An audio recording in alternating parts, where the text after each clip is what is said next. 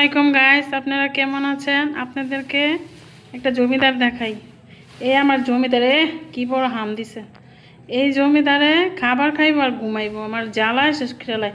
শ্যাম্পুরা গোসল টোসল করাইছি কালকে, দেখেন আজকে কি অবস্থা। এই পাও হাত পায়ের কি অবস্থা। এটা ঘুমাইব আর খাইব, এর লয়ে কি জ্বালায় আছি, গোসল করার শান্তি পাই না। এই দেখেন, এই আমার বাইরে গেটের বাইরের জায়গাটা, ওইখানে গাছ লাগাইছি তো, দুই সাইডে বালি আছে। ওই বালিতে সারাটা দিন থাকবো, তার গোসল করার কোনো লাভ আছে?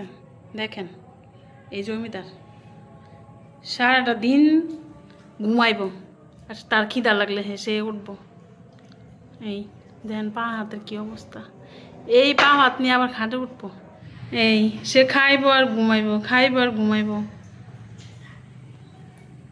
দেখছেন, ওনার খিদা লাগলে উনি ঘুমেতে উঠবো আর খাবার খুঁজবো, খাবার খাইয়া। আর এই জমিদার মুরগির মাংস মাছ ছাড়া হ্যাঁ কিচ্ছুই খায় না। এই জমিদারে খাইব আর ঘুমাইব। বুঝছেন?